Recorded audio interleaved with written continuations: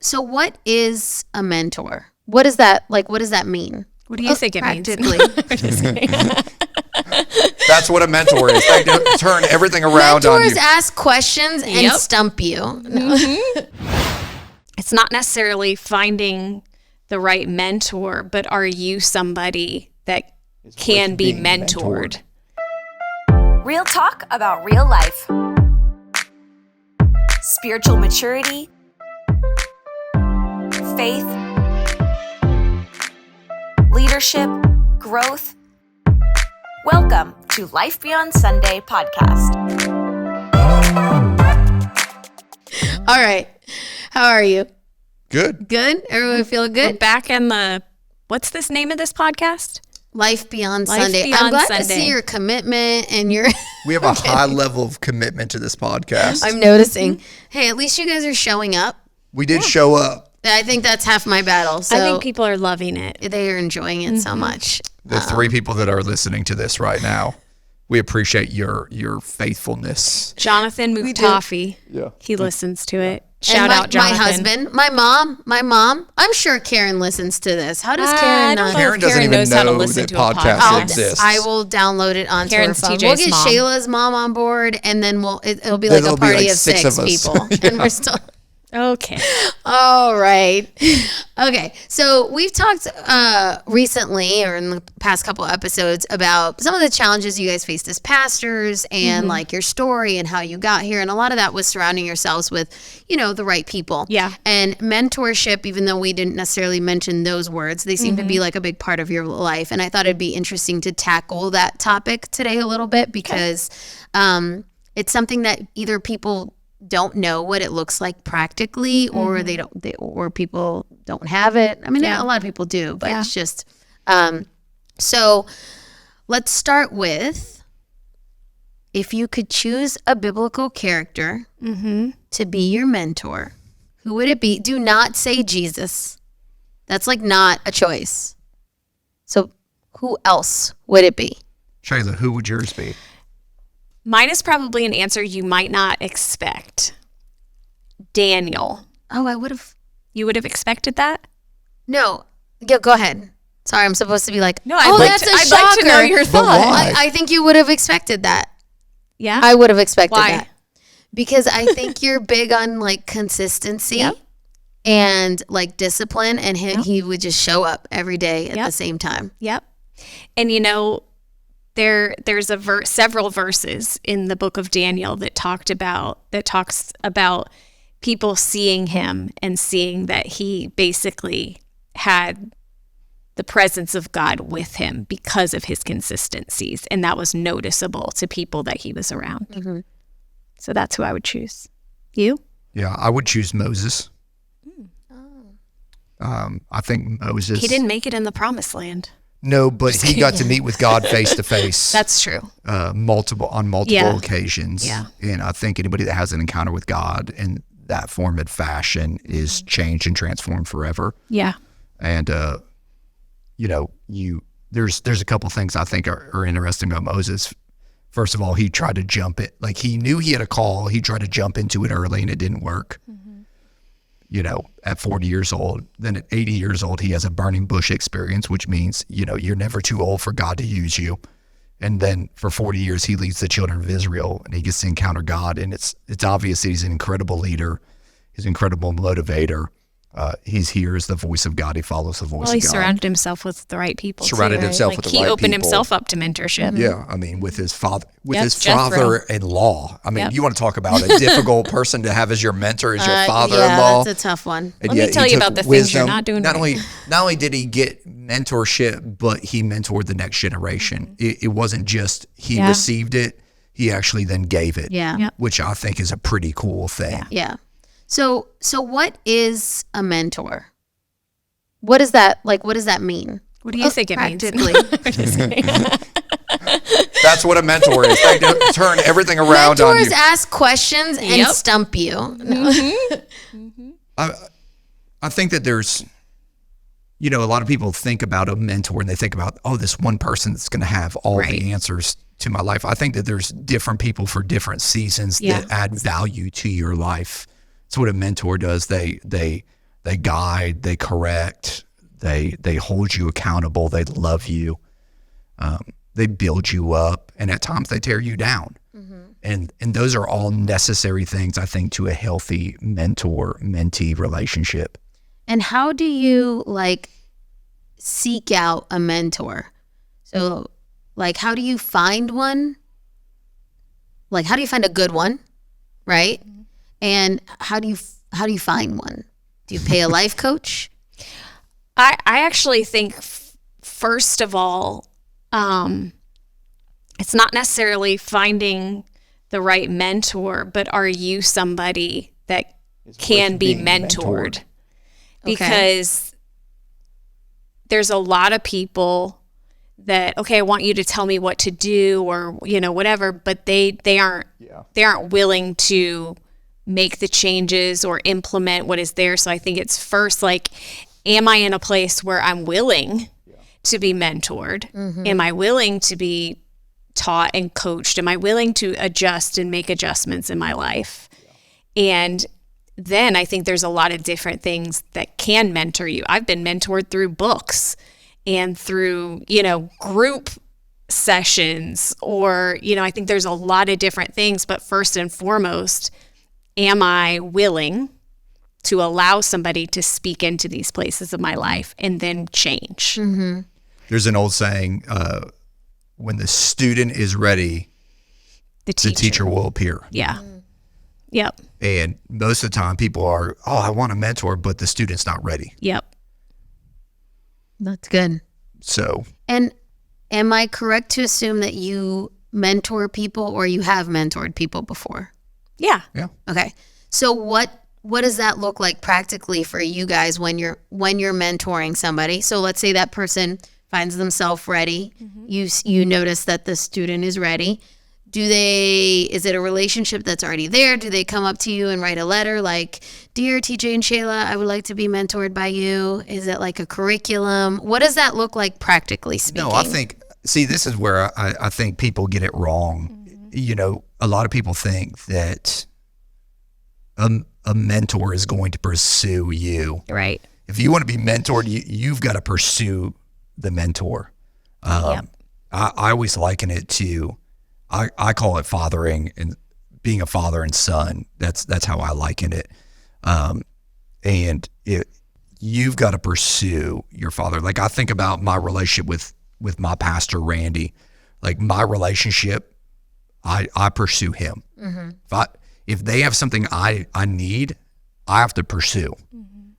Somebody has something you want, it's on you to go get it. And that takes effort. Yeah. And it takes a willingness to change and do things. Like, I've always said, I'll meet with somebody one time, but I'm always going to give you work to do. And if you don't do that work, don't ever call me to talk again. Guys, notice what TJ just said. Don't call him if you're not going to do the homework. Yeah. Well, and I think it's also preparation. I think a lot of people look to a mentor to be like, "Hey, tell me all the things I need to be doing in life." Well, I don't know what's happening in your mind. I don't know what's happening in your world. And so I think a good mentor-mentee relationship happens first. I actually think the mentee can lead some of that in a way. I know for me, when there's people that I've wanted to learn from and I've set a meeting with, and I will go in there prepared with about 10 or 15 questions that I want to ask that person. I don't go in there expecting to go, "Okay, teach me everything." They don't know me. So they don't know what I struggle with. They don't know how I lead. And so I need to ask them some questions. "Hey, how have you handled this in the future? How have you processed through this? Really, how have you I'm asking questions because there's an area that I see in you or something I see in you that I want to learn from, and I can't. My frustration is when people come in and they just expect me to download all of this information to them, but I don't know what they need. You know what I mean? So I think the question preparation on the mentee side is important in building that relationship so the mentor can invest knowledge. Right. So, like, John Maxwell, we've gotten to spend a lot of time with John, and John is the ultimate question asker extraordinaire. You realize the reason John has so much wisdom is he spent so much time asking great questions. And so, like, I remember we were with him, we were like, John, what are the best questions you ask people? And so he actually gave us 7 questions to ask. They're right here in my notes. I keep them. So like when I go meet with people, I do too. These are the questions I start with. I mean, it's, what is the most important lesson you've learned? It's question number 1. Number 2, what failure has shaped your life? Number 3, what are you learning right now? Number 4, what are you reading that I should read? Number 5, what have you experienced that I should experience? Number 6, who do you know that I should know? Number 7, how can I serve you and add value to you? I mean, and then there's what's the best advice you've ever received and who gave it to you and why was it so important? Who is the greatest leader you've ever met and why do you think they are that? If you could have lunch with anyone, who would it be and why? Well, What's something that would be fun to do that you haven't done yet? Just great questions. Being prepared with stuff like that shows your posture of learning, I think. And preparation says a lot about that. And as a mentee, so how do you're saying you have to be prepared, right? And seek that person out. And how do you, so I struggle with pride a little bit and I'm not always the most humble person. So I'm like, man, if you want a meeting, you gotta look for me or, or I'll reach out to the person one time or maybe twice. But then I'm like, okay, I don't want to be annoying, but maybe it's just pride, right? But how do you juggle oh man, I want to pursue John Maxwell or I want to pursue Randy. How do you read, are they equally invested? Am I being too much? Is this burdensome? It's never going to be equally, I know this podcast, but they're way up high and you're down low. So it's not going to be equal. They have something I want. I don't add a ton of value to their life. So I've got to go to where they are.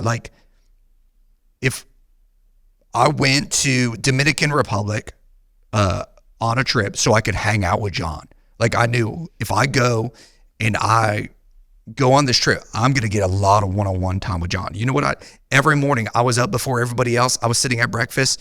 I figured out John goes to breakfast really, really early, which works out great for me because I'm up at the crack of dawn. So every morning at, 5:30, John will come rolling in wearing a robe and I'll be sitting there and John and I will have breakfast for an hour. And I crushed him with questions John, how would you handle, I know it's been a while since you pastored, but I'm going through this. How would you handle this? What would you do in this situation? And I'm writing down, I'm taking all that, but there is a pursuit. There is a cost.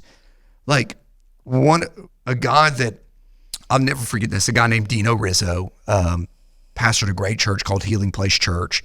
He's called Father Teresa because he's so great at serving, but he's incredible pastor. At one point, I called him up and I was like, man, I need to learn from you. And here's what he told me. He's like, show up where I'm at. So what, a stalker status? Yeah, he basically is like, you want time with me? You got to go be a part of what I'm doing. But again, that shows a posture and an effort of learning. And I'll say this from the mentor side. If somebody comes to me with that posture, with the questions, with the whatever, with the pursuit, I have no problem meeting with that person as long as I see that they're implementing and putting into place those things. So I don't think as a mentee that you have to be concerned about taking somebody's time, because I think one of the greatest compliments to a leader is somebody that has a desire to learn and then begins to implement. And I will invest in those people all day long. And it's never a burden on me because I'm using the things that God has given me. And so I think that's just a mentality. I mean, it's a good mentality because you don't want to waste somebody's time. You don't want to be annoying. You don't want to be whatever. But I think if you are prepared and you do application, that person will, if it was me, I would always make time. And do you, I mean, TJ mentioned a little bit about some of his, do you actively seek mentors in your life? For me, it's typically different seasons. If there's a different season I'm in that I'm facing something that I haven't faced before, whether it's organizationally and leadership and relationship, whatever, I'm looking for that person that I'm like, man, this person has been there. I see them modeling it well. They have a similar like style of leadership or life that I do. And I'll find a connection to get to that person. I just did this probably a month and a half ago. I made a connection with somebody that I've watched, and I got a meeting with them, and my phone had a list of probably 20 questions. I got to 2 of them, because it just develops conversation, and that person is sharing, and, and I said, hey, at the end of it, I said, this was hugely valuable to me, and here's why. Here's some of the things you said that made a difference for me. Would you mind if we did this again? I could send you questions ahead of time, and they were like, absolutely, like, please, I would love this. But it just, again, it's your posture, but it's, for me, again, it hasn't been one mentor my entire life. It depends on what season I'm in. Right. And so it looks different than like a friendship. Oh, 100%. Because a lot of people think like a friendship is this person's my friend, and they're TJ's like, no, that is not John Maxwell is not your friend. Yeah, they're just not like. He's like, no, yeah, he is. No, he says he's everyone's He says friend, he's everybody's friend, but I realize it's pecking order, and I'm okay with that. Like there is pecking order. I'm here to learn. I'm not here to be your friend. learn. I'm here to grow. Yeah. I don't need you to be my best friend. If you want to be that, I'm more than happy to be your friend. But I realize I don't add a ton of value to this. So I'm getting something out of it. And the greatest thing I could do is apply that and get better. And there may be some relationships that is a mentor relationship turned into a friendship because of shared values, experiences. That is some, but that's not the expectation going in. That's the anomaly, not the norm. Right. And are most people ready to mentor? Do you think? No. And what do you think the characteristics are? Well, I'm going to ask 2 questions.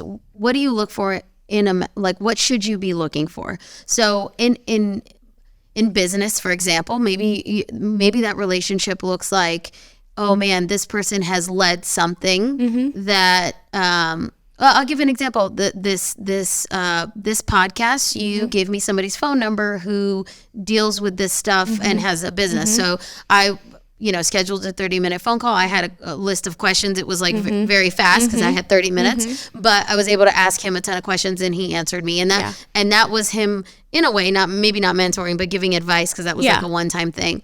But so I know that business, sometimes you're looking for people who have experience and who have been there.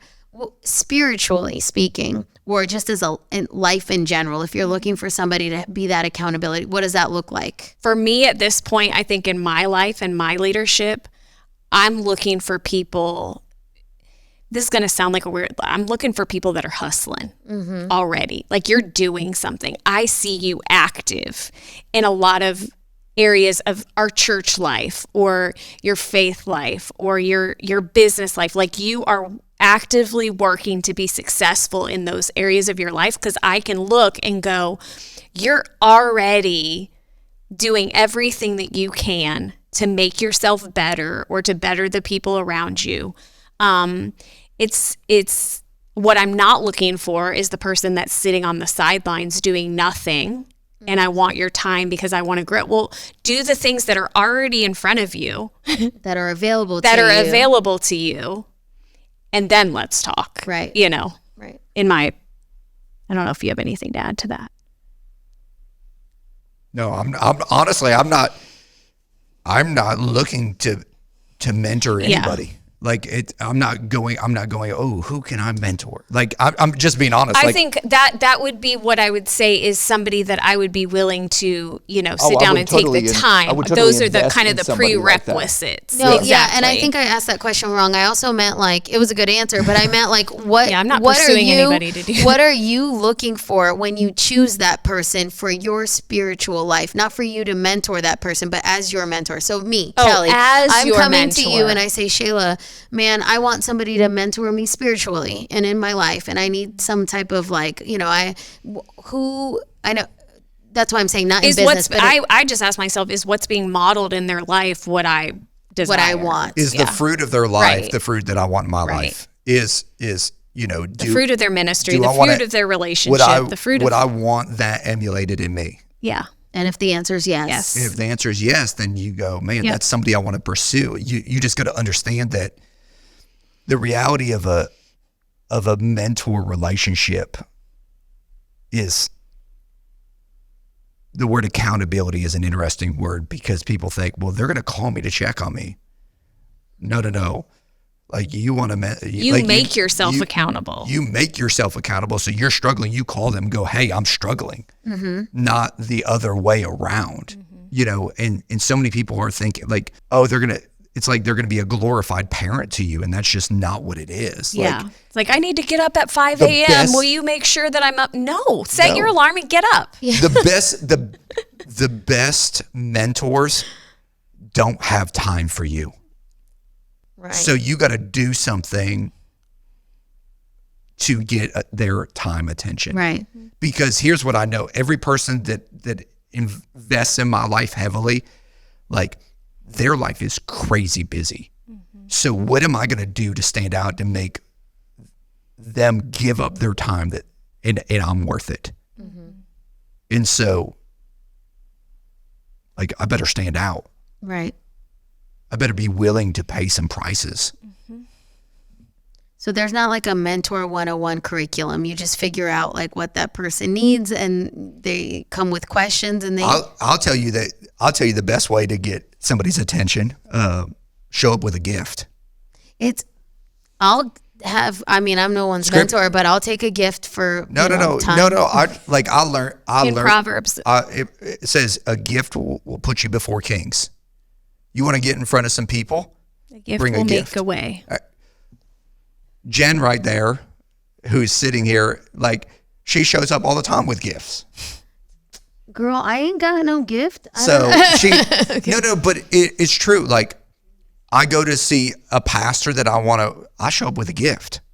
Like, Yeah. I value you and your I time. value and you and your time. Like I show up and I'm like, oh man, I was thinking about you. I did research. I figured out what they liked, what they're about.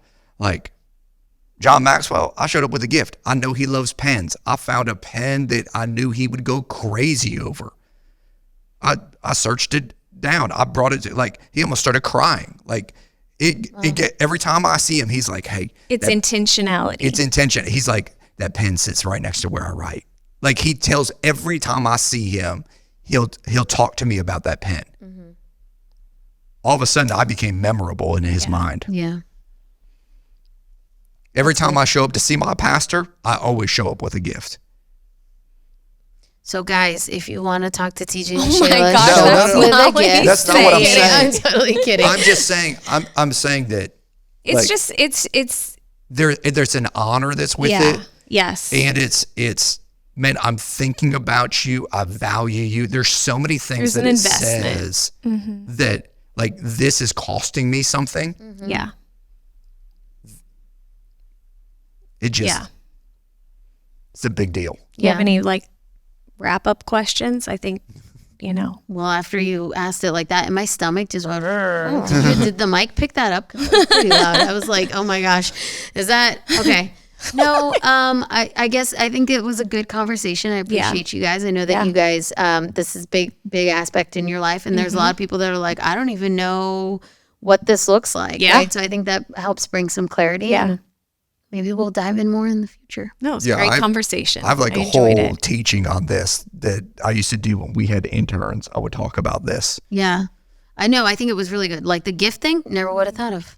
Well, we are too. Like maybe this is a good way to wrap out the podcast You're going to today, plug. too. You're going to do a plug, aren't you? There you go. We're going to start something called Coastal Leadership Academy, CLA. And might already be going by the time we launch this podcast.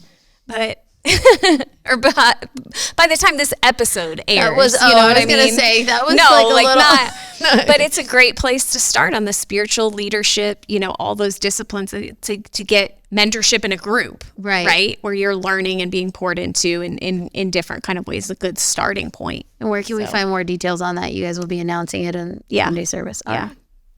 All right. Thank you guys so much. Appreciate Welcome. you. Loved it. Hey guys, Shayla here. Thank you so much for tuning in this week. Make sure you follow us, subscribe, and like the content. We cannot wait to see you next week.